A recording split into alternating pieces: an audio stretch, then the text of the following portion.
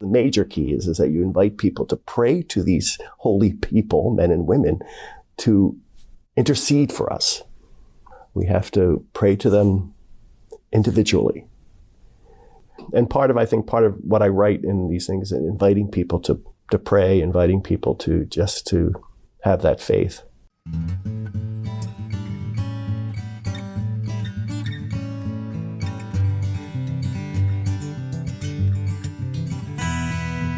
Welcome to Sharing Our Marianist Stories. I'm Gabby Bibeau. Those of you who are regular listeners will notice that I'm introducing our podcast solo today, and that is because Patty Garrett, who has been my co-host for the past 5 years or so since we started this podcast, recently retired from her position at NACMS, and so we're very happy for Patty and grateful for her service to NACMS.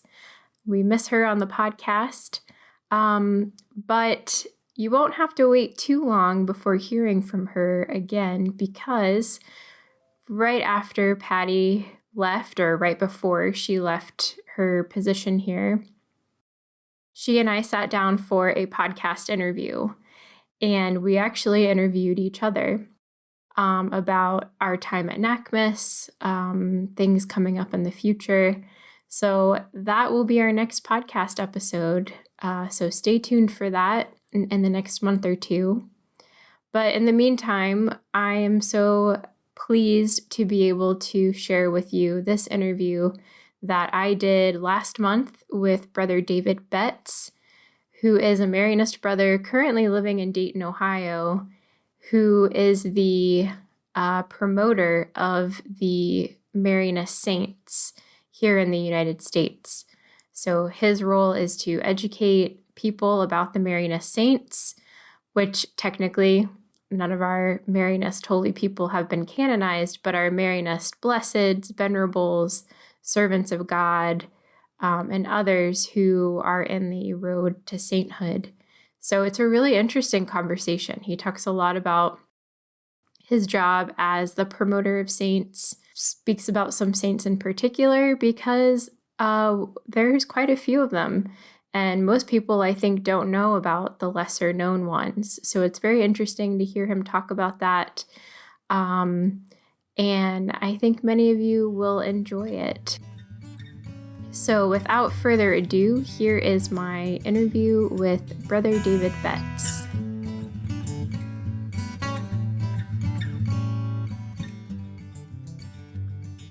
My name is Brother David Betz. I've been a religious now officially since 1986, so approximately 37 years.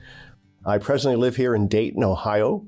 I am the assistant director to our healthcare community at St. Leonard's.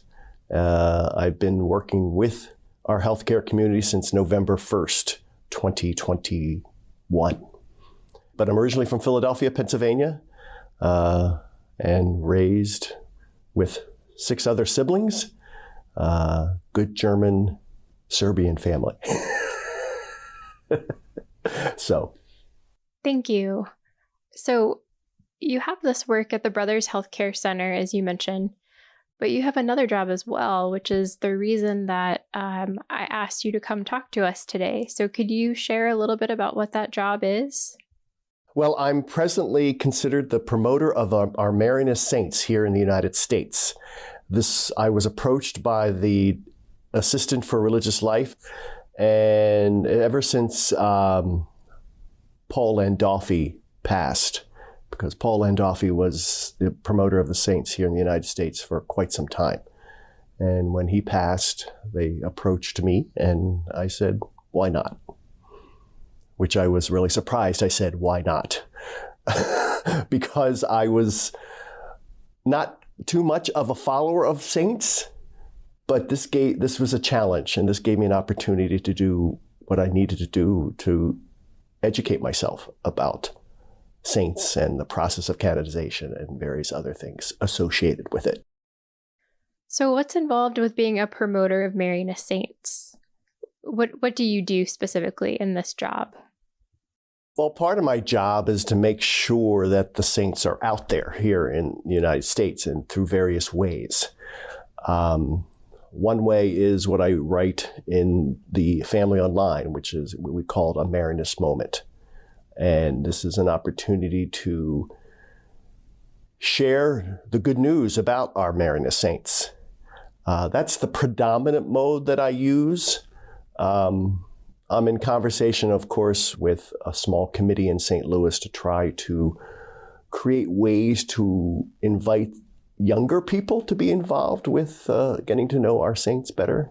So I do try to do some collaborating with Father Oscar. I'm collaborating hopefully with NACMS in some ways to promote the saints at this present time. I work with also Father Al McMenemy has been very interested in this work as well because he's approached me with a possible miracle, of somebody being healed from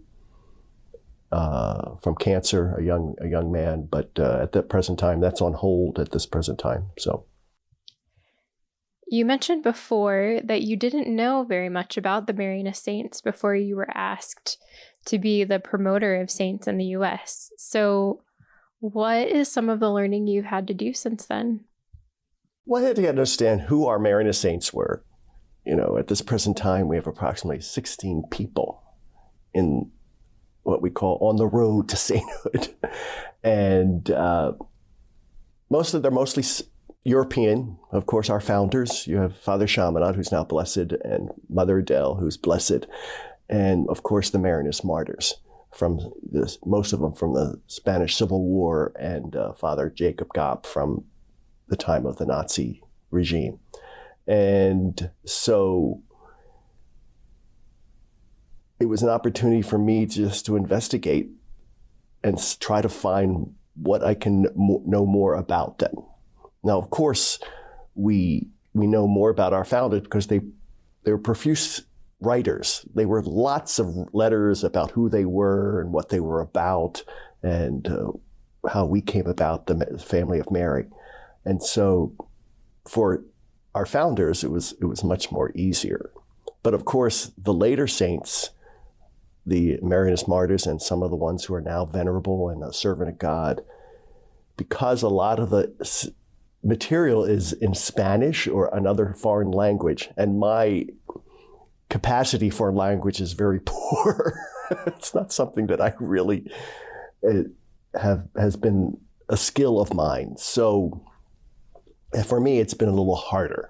I have to find things that have been in English, which we have some material in English, but we still, a lot of the stuff that is being written even today is still in either Spanish or French. And maybe I put a plea out there to any members of our family of Mary here in the United States who would be willing to help with contacting NACMS to help translate some of this material, especially on our saints. It would be a great help to me and a great help to the promotion of the saints. So that's part of the challenge has been for me. So in this process of learning, were there any Marianist saints, blesseds, venerables, etc., that you didn't know about, but who you discovered and now you feel a particular affinity for or affection for?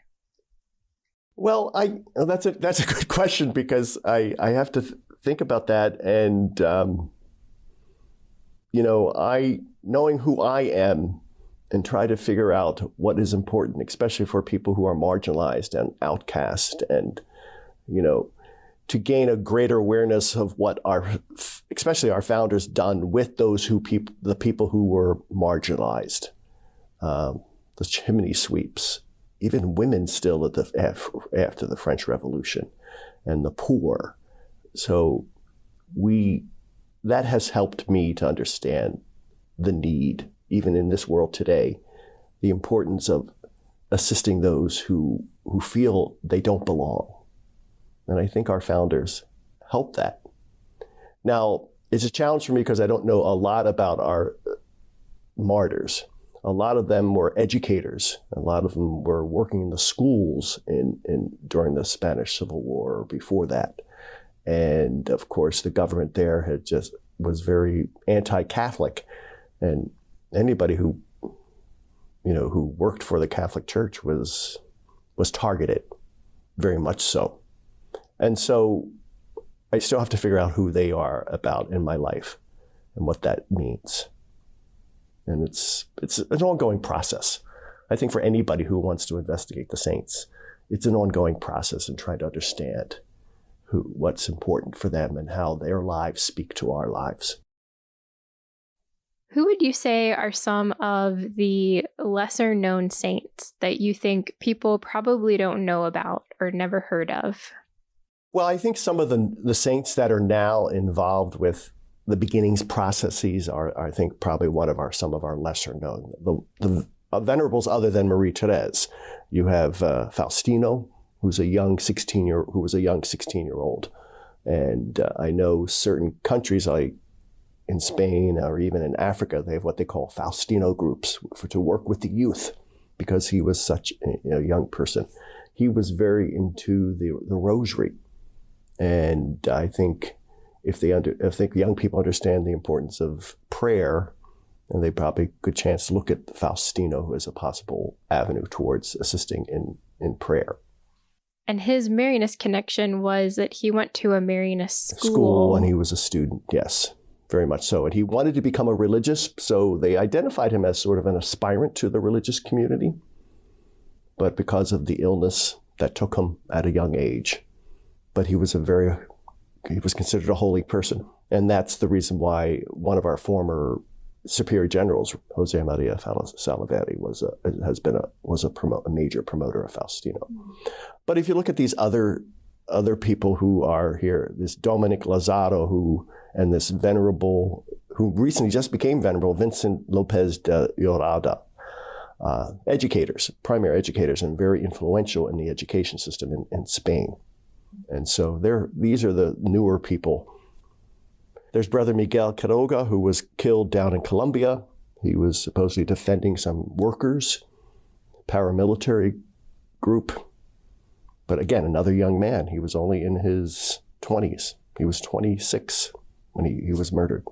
And then the most recent, they're trying to seek in Abidjan, Ivory Coast, to open his cause.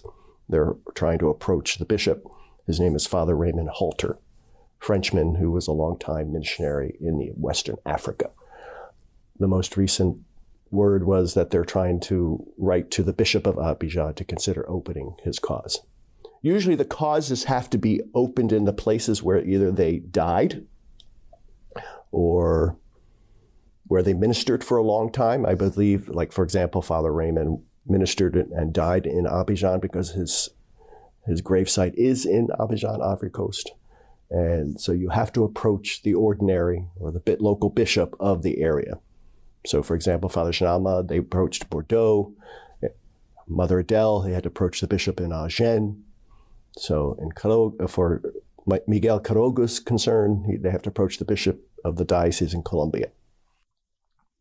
So now that we're on the topic, could you say more about the process of canonization? So first, you have to approach the local ordinary to introduce the cause. Mm-hmm. And you have to develop what they call a positio, P-O-S-I-T-I-O, which is a position paper. And that position paper has to be investigated. You have to approach people who may have known the individual if the person was more recent, or through various letters or various other documentation that can let you know what this person was about and how he lived his life of holiness. So that's a lot of work and a lot of effort to go into those finding that, and sometimes there's too much. Chaminade had a lot of paperwork.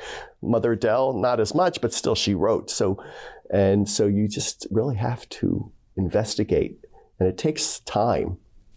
And so the first stage is to gather this information and to approach the local bishop and say, this is what we have. This is what, would you be interested in pursuing this? And if the bishop says, yes, let's move forward. It's always ongoing information, ongoing gathering of information and documentation because Rome wants it. And then after that first investigation paperwork, and if the bishop says yes, they'll pursue it, and it moves towards the next they send it to Rome to investigate more. And then the first level, servant of God, where they just identify, yeah, we believe this person has been led a good life, and I think he or she could be called servant of God. And then more investigation, more documents, more witness, interviewing witnesses if there's witnesses still available. And then they declare the veracity of the virtues. And because when you declare the veracity, that means you become venerable. Now, those two first steps, you really don't need any miracles. It's the next two steps that you need miracles. All right. The term beatification, in order to become a blessed, at least one miracle has to be attained. Again, lots of investigation. You have to call in doctors, make sure it wasn't cured through the process of medical science, that this was done extraordinary. The only thing that's changed in that, if you're a martyr, the martyrs can be declared beatified or blessed without that first, as long as their life has exemplified that they died for the faith.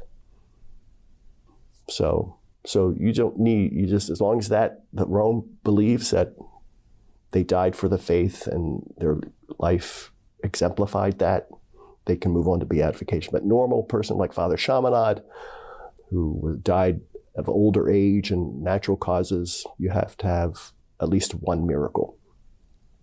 And for Father Chaminade, it was, I believe, a miracle in South America.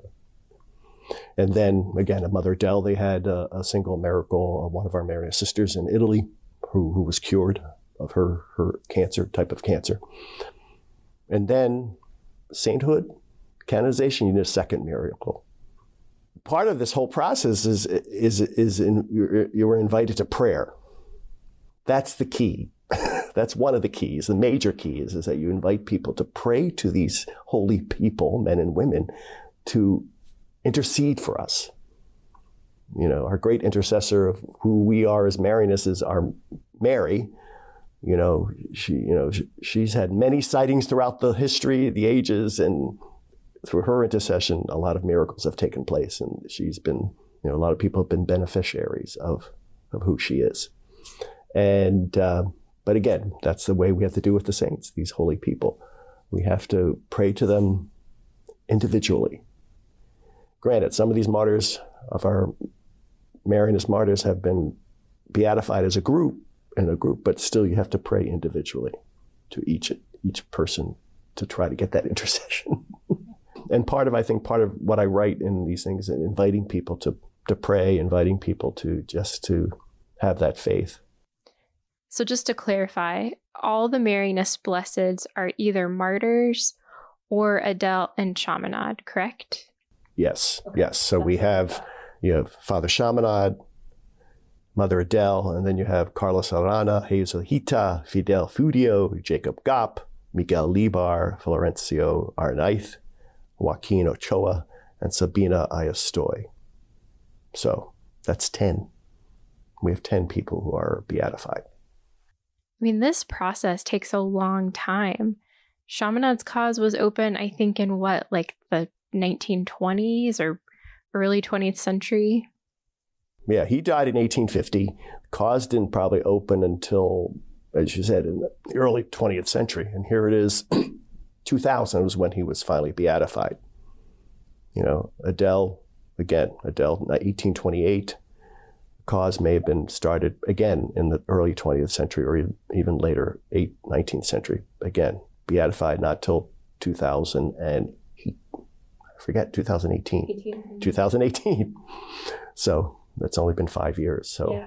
So it's a long process for a number of people. But then, of course, some people it happens quickly. Look at some of Mother Teresa of Calcutta. Hers happened quickly. John the 23rd was considered, even though he died in the late early 60s, that was awfully quick between 1963 or 1962 and when he was sainted, canonized just recently. Now, are there people in your life that you've encountered, they could be living or dead, that you've thought, wow, that person is a saint? Well, if you look at, a lot of the people in our lives that we look at today sometimes will never be that canonized or never be blessed, but the role models in our life. And I think my mother was very key. My mother was unconditional in her love. And I think that's very important. A person who was willing to go beyond herself. She was a nurse, and so she was in a caring profession. And she went beyond what was expected of her to be that unconditional person. If I look at other people, I look at people like Mike Lisbeth, who was my spiritual director for 7 years when I was a temporary professed. Wonderful, wonderful gentleman, very kind, compassionate, willing to be accepting of who I was in my journey.